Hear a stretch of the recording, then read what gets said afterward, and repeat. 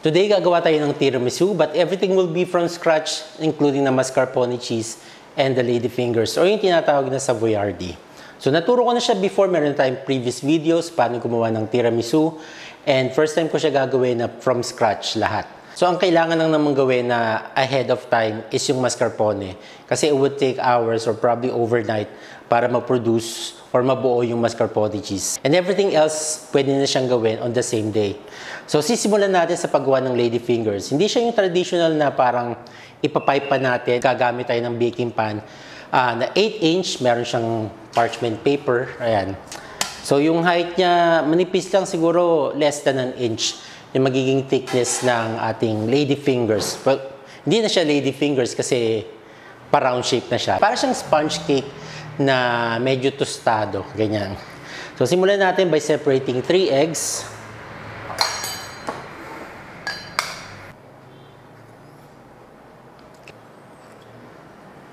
Into the yolk, vanilla extract, about 1 teaspoon. Or tansyahan na lang guys. And 1/3 cup of sugar dito sa ating egg whites. Ibibit muna natin yung egg white until maging stiff peak. Okay? So check natin kung stiff peak na siya. Pag ginangat natin yung mixer, pinaka-peak ng ating merang, patayo na siya. Hindi siya bumabagsak or nagbe-bend. Tabi lang natin siya and then ibit naman natin yung egg yolk. Alright, lagyan natin ng 2 tablespoons of cornstarch.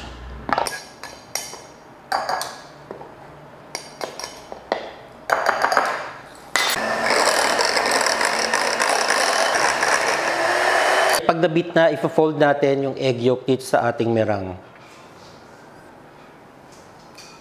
So, kailangan lang mag-lighten lang ng konti yung color ng egg yolk. And then, ipo-fold natin.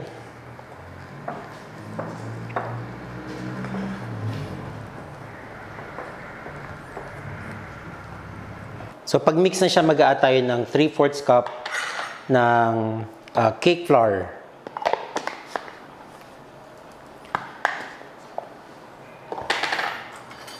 One-4 cup muna, and then ipo-fold natin.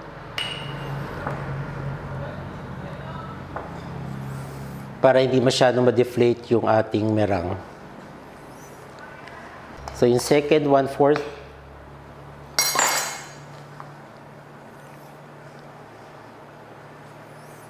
Finally, yung last na 1/4 cup.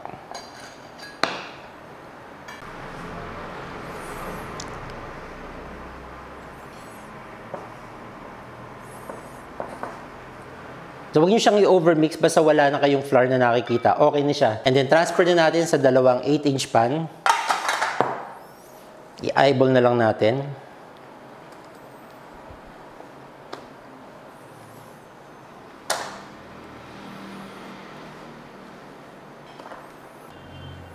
And then, gagamit tayo ng offset spatula para may even out lang natin yung ating savoyardi.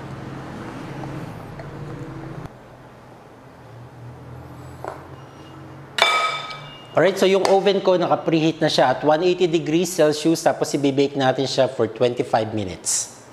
Okay, so abang inaantay natin ma-bake yung ating ladyfingers or yung ating savoyardi, gawin naman natin yung mascarpone cheese.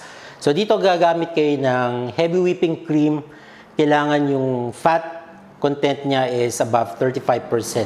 So use the real cream, na whipping cream, heavy whipping cream. Meron kasi mga 35% fat, may mga 36, 36.5, between 35% and 40% fat. So, gagawin natin is, maglalagay tayo, for this recipe, saktong-sakto lang, 300 ml or 300 grams ng heavy whipping cream. Ito, same lang to. Tinransfer ko lang siya sa container. Low heat lang siya, guys, isi-simmer lang natin. And then, pag naka-simmer na, saka tayo mag-a-add ng lemon juice. Dalawa lang yung ingredients nito, guys. Heavy cream and lemon juice. We'll let it simmer lang for about 5 minutes. Pag medyo bumubula na yung gilid niya, mag-a-add na tayo ng 1 tablespoon ng lemon juice. Again, use heavy whipping cream guys. So I'm using Arla. Arla, baka naman.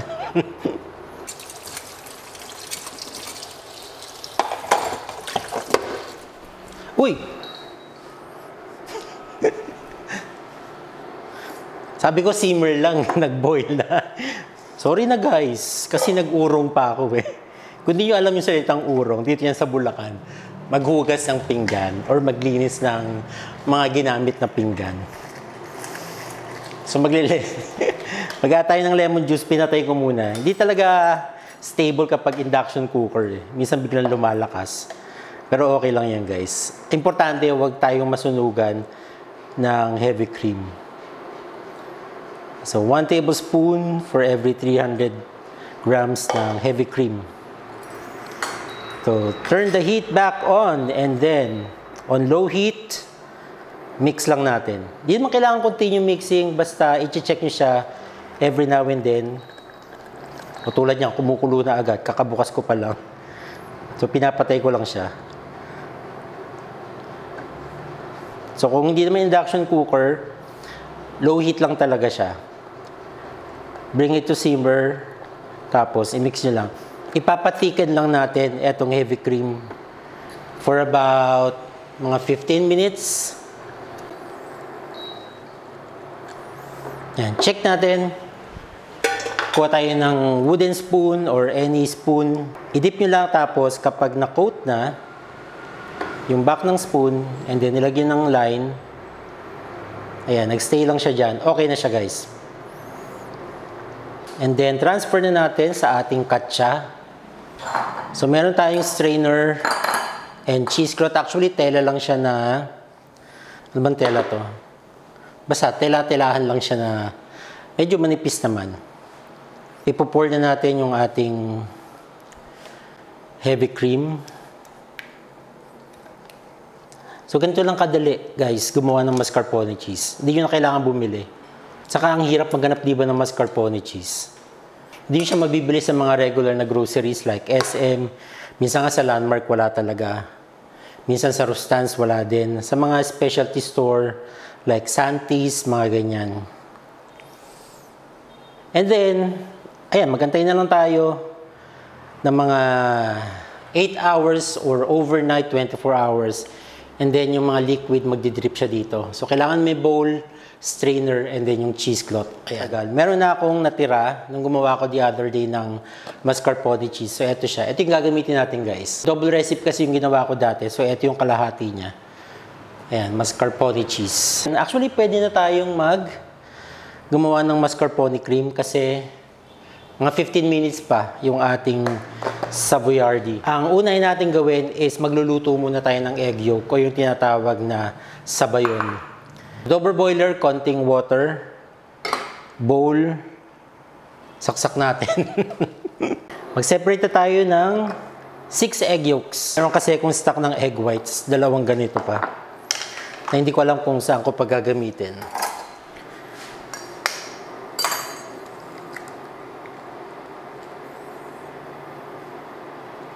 Actually, patayin muna natin, no? Kasi baka maluto yung egg yolks. Okay, that's 6 egg yolks. And then we add,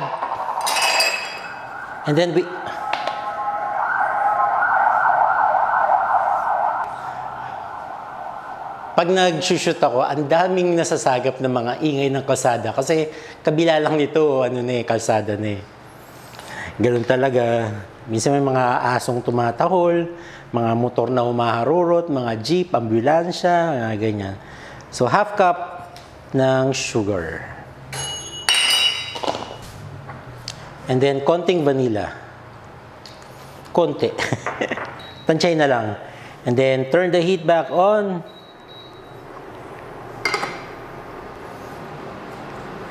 At this point, i-mix na natin. Huwag niyong hayaan na iwanan nyo to kasi baka maging scrambled egg. So, i-check lang natin kung dissolved na yung ating mga... May sugar pa. May nafe-feel pa akong sugar, so mix pa natin ng konti. Alright, check natin ulit.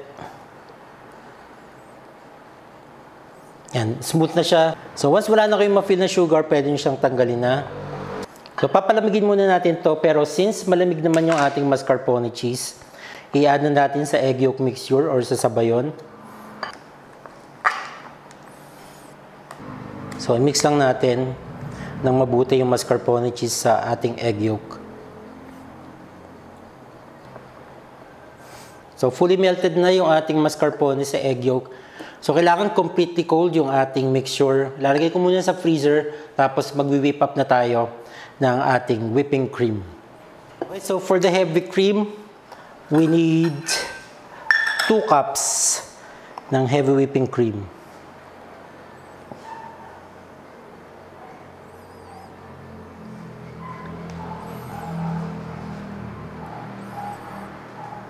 And then, ibibit lang natin until maging stiff peak.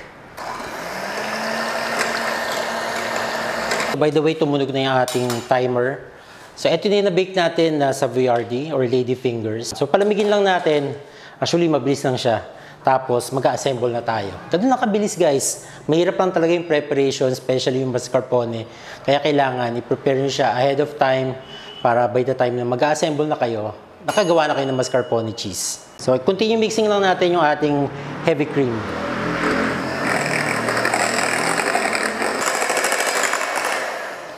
Alright, ayan. Nag-start na siya mag-thicken, guys. Pero makita nyo medyo shiny pa siya. Kasi initially, di ba yung in liquid form, yung whipping cream, shiny talaga or glossy. So, malalaman nyo na malapit na kayo ma-overwhip kapag matte na siya. Or yung hindi na makintab yung whipping cream. Kaya dapat, at this point, na firm na siya, or I mean, thick na yung ating whipping cream. Low speed na lang, as much as possible, i-hand mix nyo na lang para hindi ma-overmix yung ating whipping cream. Kasi delikado siya, guys. Mahal ang whipping cream. Ang hirap pag na-overwhip. So, konting whisk na lang. Ayan, makita nyo, biglang nagbago yung ano niya, yung appearance niya. Nawala yung gloss niya. And ayan, stiff peak na siya agad. So, at this point, ititigil ko na kasi ayoko ma-overwhip yung ating cream. And then, tatransfer na natin yung ating mascarpone and egg yolk.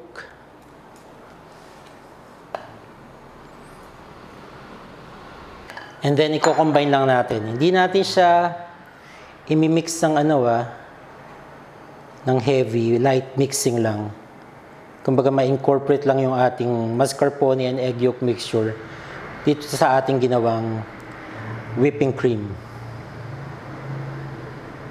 Kapag na-mix na natin completely yung ating mascarpone, make sure sa ating whipping cream, itigil nyo na ang pag-mix. So, scrape lang natin yung side. Lagay ko muna ito sa ref habang pinapalamig pa. And then, mag-assemble na tayo pagkatapos lumamig ng ating Savoyardi. So, last na lang ang gagawin natin yung coffee syrup. So, I have here Nescafe Classic.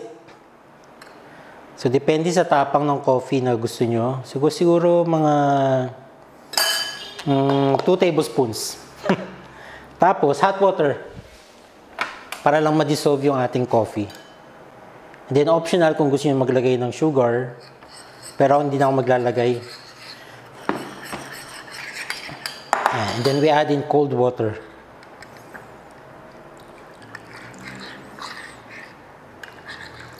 So, konti na lang ilalagay ko kasi meron akong leftover. Meron natira lang ako. So, para magamit ko lang siya. At hindi ako magaksaya. So, basically, parang tansyahan na lang siya. Tapos, optional din to kung gusto nyo maglagay ng rum or brandy.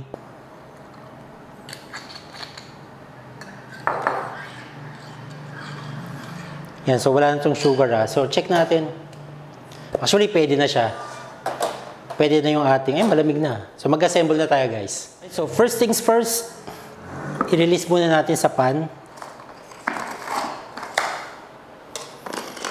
So, i-run nyo lang yung knife sa side ng pan.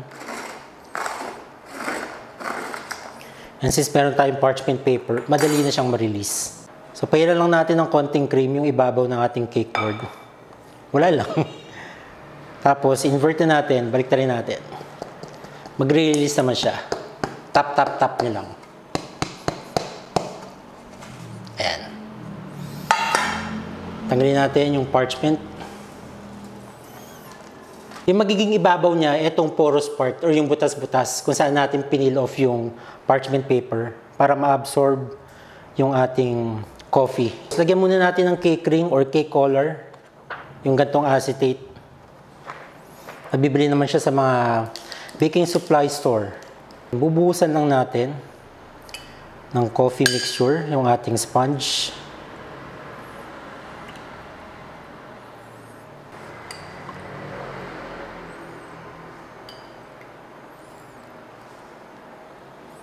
Alright, and then yung ating mascarpone mixture or mascarpone cream.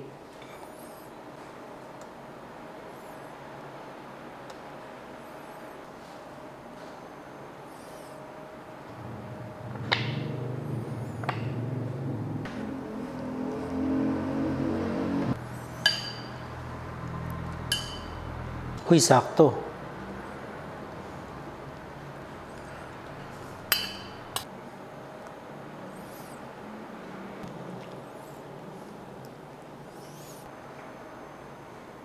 So, iset muna natin sa ref. Ideally, the next day, mas masarap siyang i-consume. Pero tingnan natin kung makakatiis tayo na bukas pa natin siya matikman.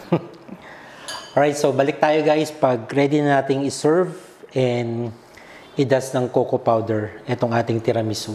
Ang bigat niya. Nakakatakot tawakan. Alright, i-ref lang natin guys. So, after mga 3 hours, 3 hours pa lang, hindi na makaantay. So, set na naman siya. I-dust na lang natin ng cocoa powder, guys.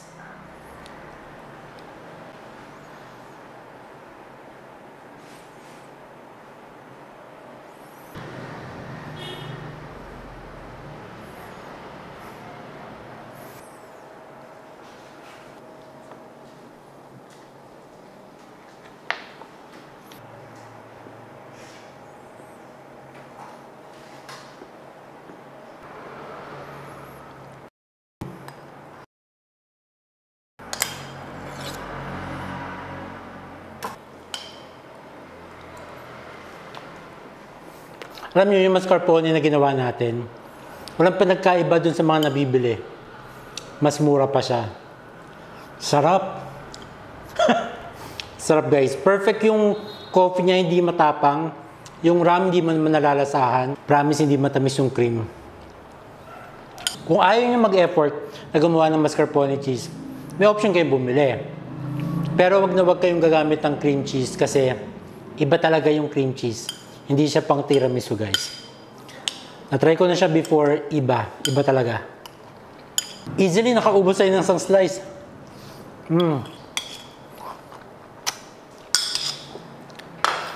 Sisiw. Ito na pala yung nagawa nating mascarpone cheese, guys.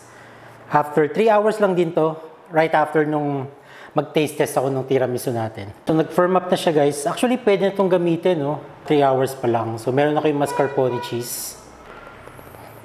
So, yan. May mascarpone cheese na kayo, guys. Sarap. Medyo maasim-asim. Pero, nung nilagay na siya dun sa tiramisu, wala na siyang asim. After natin matimbang, yung liquid niya, nasa 47 grams. Ito nasa 188 grams. Yung nagawa natin mascarpone. Alright, so yun lang, guys. Thank you for watching. Bye-bye.